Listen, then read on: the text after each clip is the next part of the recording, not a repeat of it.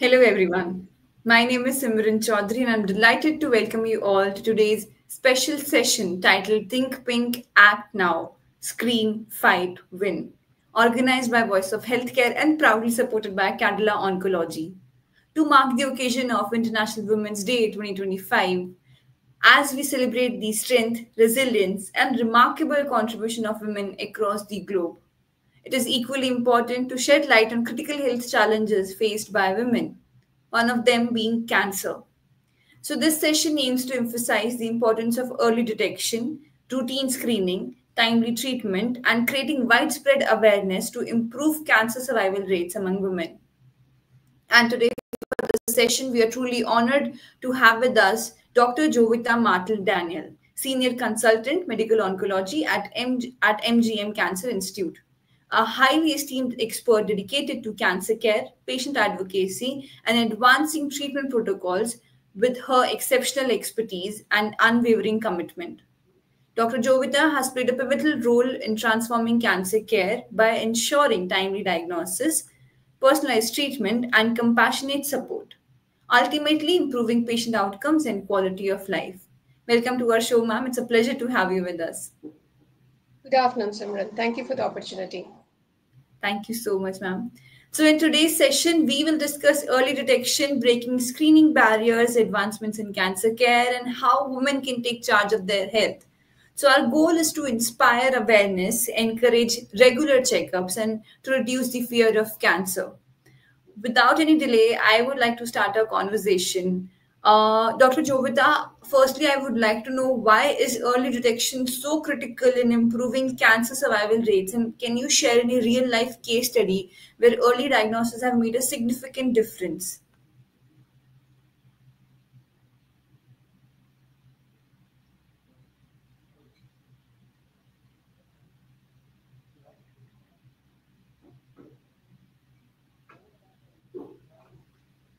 Sure. See, we is important for everyone, not just females, ladies. It's also for gents. So, being aware of one's own body, being aware of one's own self is very important at this point in time, and it's very critical for a very good survival as well. So, in real life, what we see is the earlier we diagnose a patient, the better it is in terms of translation to the survival rate. When you look at breast cancers, we see that the distant metastasis is somewhere 0.5% if the tumor size is just 1 centimeter.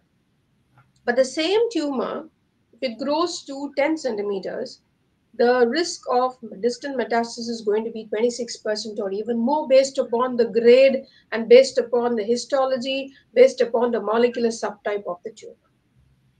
So also with other tumors like renal cancers, where the larger the size, increase the chance of metastasis and the organs that will be quickly catching up to metastasis. It forms niches, homes for metastasis.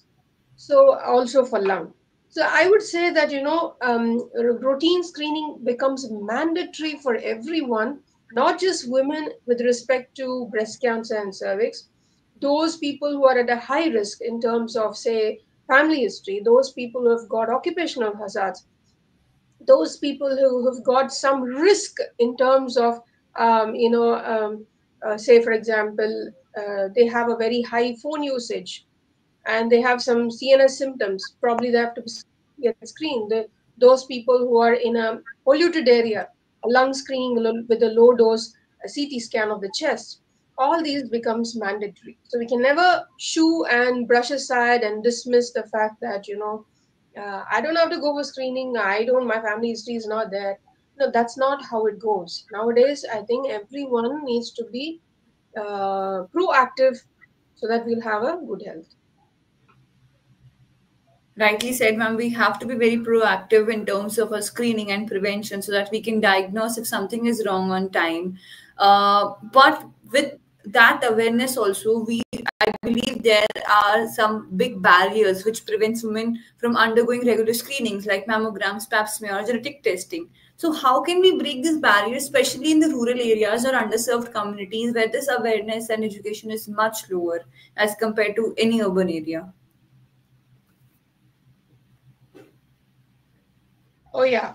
See, yeah, it's a very good question. Actually, the biggest barriers with regards to women are the women's mind. So I would say that the levels of barriers and the variety of barriers changes. It could be lack of knowledge, it could be lack of awareness, it could be fear of procedures, it could be embarrassment to even express that they want to get, checked. It could be, time constraints, social constraints, socio-economic constraints, lack of insurance, lack of transportations. It just goes on and on.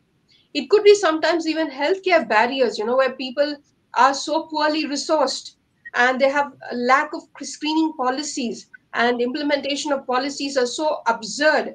And sometimes, these barriers can also be because of mistrust on the healthcare system, and very rarely discrimination and language barriers.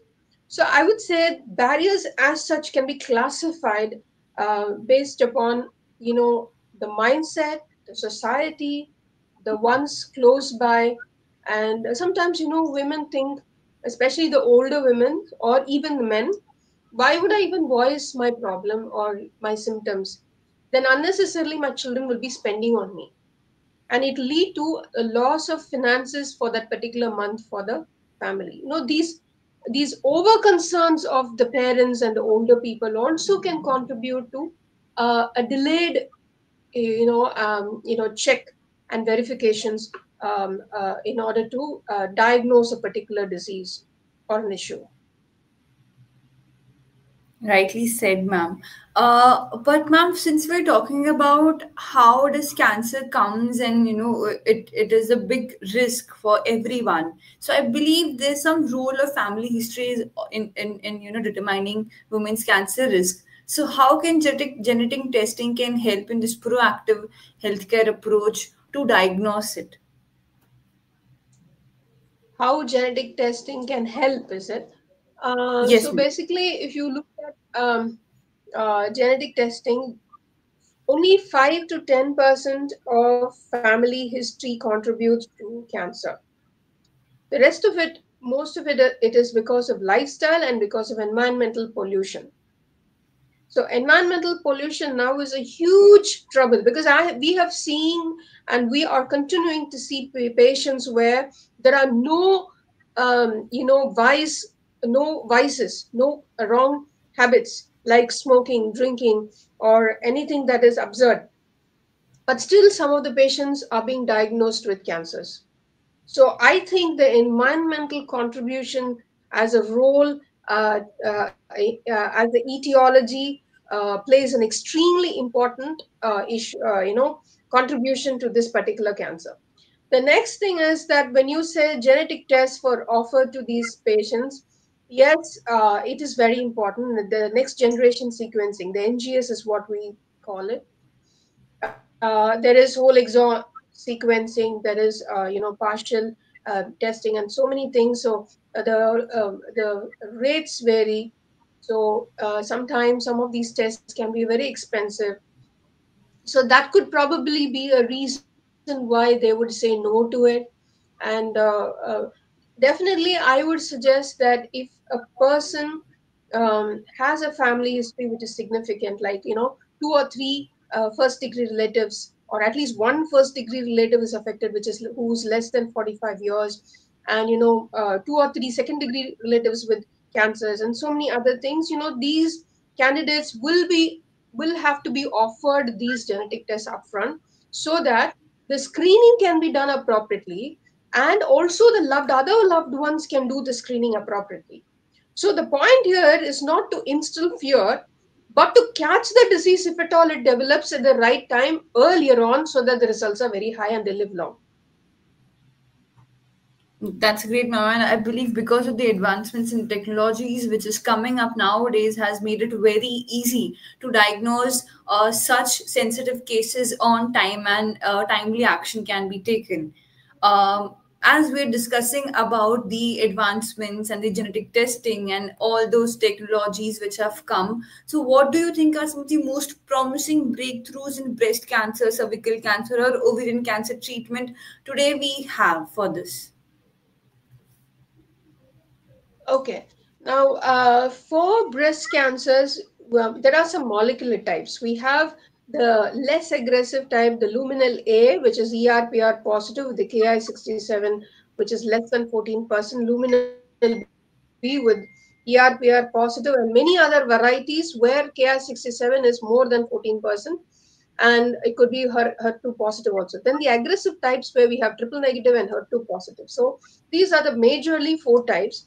Now, if you will look at the advances as such, for the luminal A group, where the hormone receptors are positive, earlier on we used to use only hormone therapy. Now we have CDK4/6 inhibitors, and if at all the estrogen receptor has got some mutation, we have a new drug called as elacestrant.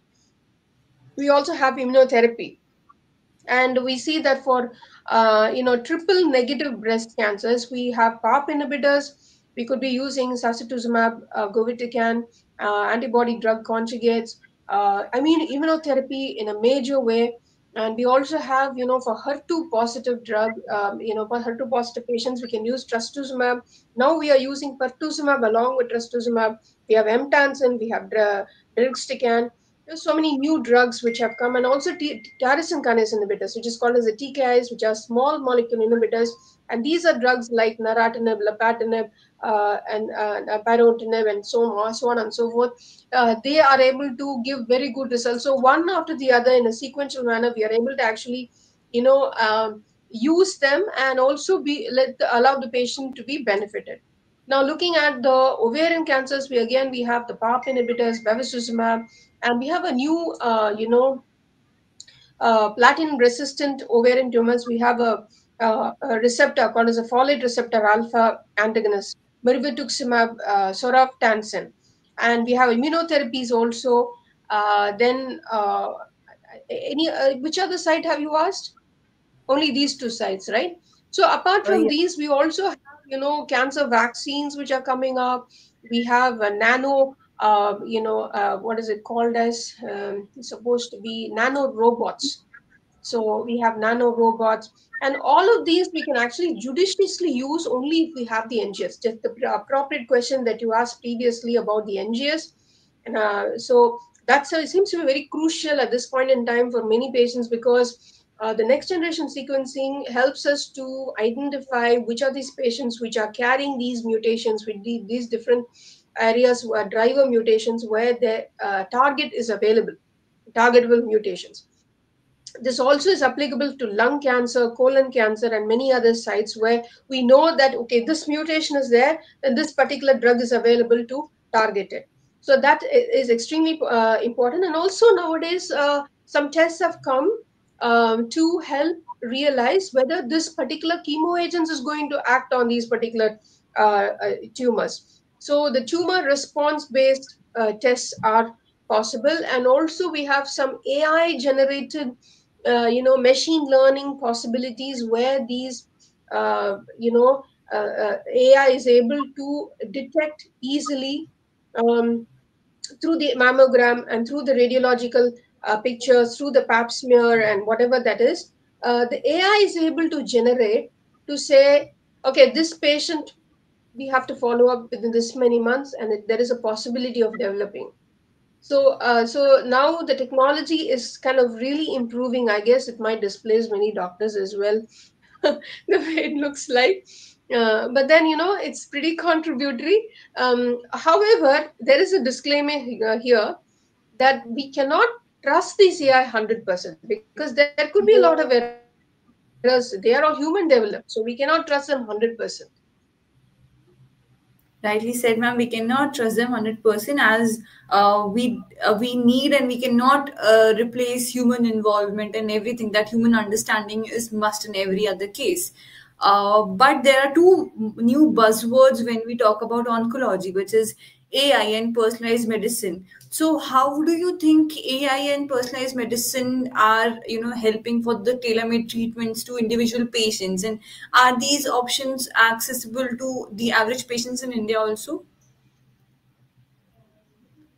Well, I think eventually, over a period of time, this might be accessible to everybody because it's going to lessen the burden of the doctors in one way.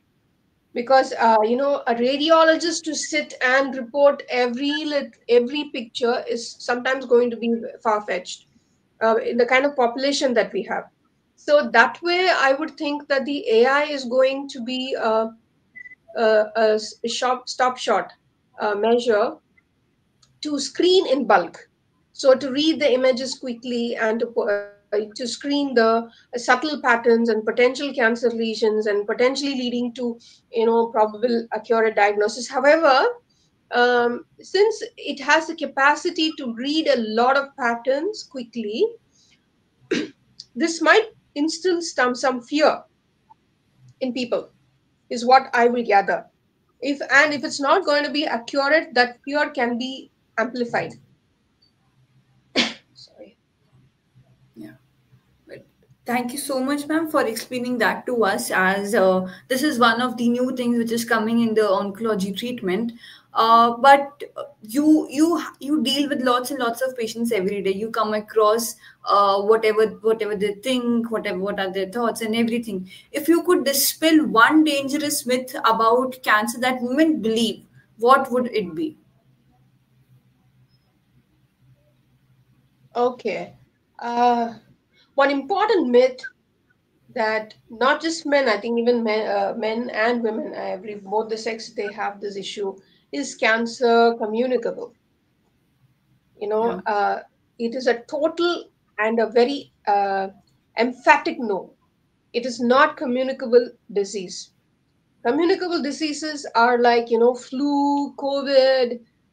Those things are communicable. Okay, say for example chicken pox, smallpox, all of that is communicable, but with regards to cancer it is not. So I just want to quote an example here. See, there are times when sometimes I've seen some young patients, ladies with breast cancer who come to us, and they're not treated well in their house. Their mother-in-law and father-in-law treat them very badly. They don't allow their children to come close to them. That Yeah. is very sad to note. So yeah, those that old generation people, they are, see, by the grace of God, they are blessed with good life, so they cannot treat their daughter-in-laws or whoever's younger people so badly. So these things have to be kept in mind. This happens everywhere. I mean, all around, all across many countries, these issues do happen. Discriminating people just because they are struggling and going through a bad phase of life because they have cancer, and they are being just treated so badly that children are not allowed to come close to them. Other visitors and people, they're not allowed to handshake. This is not you know uh, such a communicable disease that it spreads like that. Even with people who are hetero positive, we can do handshaking. There is no issue at all. So these are myths which needs to be debunked. And also, the moment they hear the word cancer, they are destined for death. That is wrong. Yes. The moment somebody says clinical trials, they say, oh, yo, they are trying to use me as a guinea pig. That needs to be debunked. It is wrong. There are a lot of trials which are actually helping patients with the right drugs, and that too, with all surveillance, with the best of care, with the best of financial support and things like that. So there are patients who just withdraw for no reason when they are the right candidates. So we are seeing lots of these wrong opinions, and then they say the moment the cancer develops, they jump into Siddha, Ayurveda, and so many other alternative medicines, and they think that that is going to cure. See, these are alternative medicines. I'm not against Ayurveda. Sometimes it's very, very helpful. These are alternative medicines in a non-cancerous state for prevention. With herbal medicine and natural medicine, it's for prevention. But once a diagnosis is made, we have to take the proper treatment. That time you cannot go and do Siddha and Ayurveda, because many of these medications that they use might have heavy metals, and that will spoil the kidneys, and then they come back to us when the kidney is damaged and totally conked off. And that time you cannot give them chemotherapy, you cannot do anything. Sometimes they will not divulge the information that they are doing something which is not recommended by us. So we should not hide information from the doctors. We should be truthful and say, this is what I did, this is what I'm doing, this is what I think may be done. So there's no harm, sharing information with us.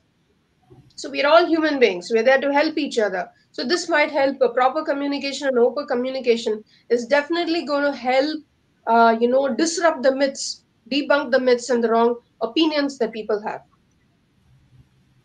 Definitely, ma'am, and that's why we want to create this awareness and we want to break all their myths. Whether that they're not clinical trials and not for them to use them as a guinea pig. Cancer is not a death sentence. We have a lot of options to treat it, and no, doctors and all the healthcare professionals are trying their best to make their life easier, simpler, and to treat the cancer. So yes, thank you so much for clearing that myths with us, ma'am. With these myths and all we are discussing about, could you shed light on the specific lifestyle factors that women often overlook but can significantly reduce the risk of cancer? Oh, yes, actually, not just women, I would say everybody. All of us are sailing in the same boat, men, women, everyone. So, specifically so with women, because women are, if it's crucially important in a family, because a woman takes care of the husband, the children, the elders, and everything. They do work outside and they work at home. So, I mean, there's somehow are the kind of anchors and a support. So it is so important in a patriarchal country like ours, where women are mostly suppressed and oppressed. It is so important that even today, that women are not recognized as much. They are not elevated to the right positions where they deserve to be. They have to put in 3 to 4 times, 5 times more effort in comparison to a man to achieve the same area. So looking at that, women have to first of all respect themselves. Self love and self care is so important. Valuing ourselves and also respecting anything that bothers us, it needs to be respected, and we have to go for a timely check, timely verification. There's nothing wrong. We are not being illusional and delusional in trying to do that. That is a wrong concept. We are not trying to be an OCD person. That's not how it should be taken. If something is bothering, it needs to be attended to. Number one. Number two, the right lifestyle in terms of eating rightly, because most of the women, especially in many rural areas, even in middle class, even in lower class and middle class, we see women, they eat they eat what is left behind. They'll eat the leftovers, and they don't really make things for themselves. They only cook for the others, and then they just put themselves in the back seat. So their health and their nutrition, their protein intake is extremely important. And the next thing what I would say is exercise. So there's no time dedicated for exercise these days, because there's so much work, so much calories being burned in that. And they say, already I'm actually working from morning to night. So what is the point of exercising? That itself is a part of exercise. So no, that is wrong, because our muscles and each organ, each part of the body requires a different kind of relaxation and exercise. And we need walking, we need muscle training, flexibility training, we need strength training, we need core muscle training. We need so much of attention to our own selves, because we see, most of the times we sit, people are working, all of us are sitting, whether it's men or women. So sitting is the next smoking, so that is going to cause trouble to us. So what happens is, after long hours of sitting, if we try to get up, we find it difficult to get up, we find it difficult to walk. So that eventually, over a period of time, there'll be muscle loss. After 40, there's going to be muscle loss, bone loss. So how are we going to compensate for that? And aging also increases the tendency for cancer.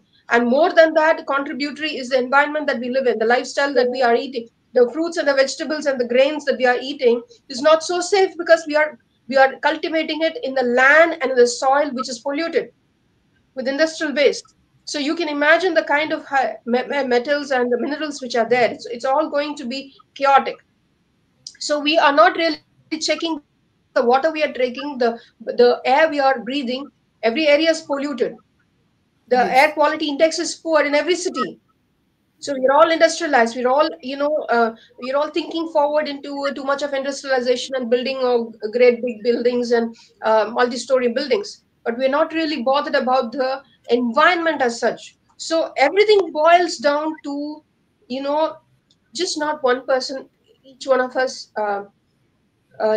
Just our lifestyle alone is not enough. All of these is important. Apart from that, as Indians, as people together, I think we'll have to take some very smart moves for our environment to be saved, so that everything that we eat and we put into our mouth is going to be safe for us.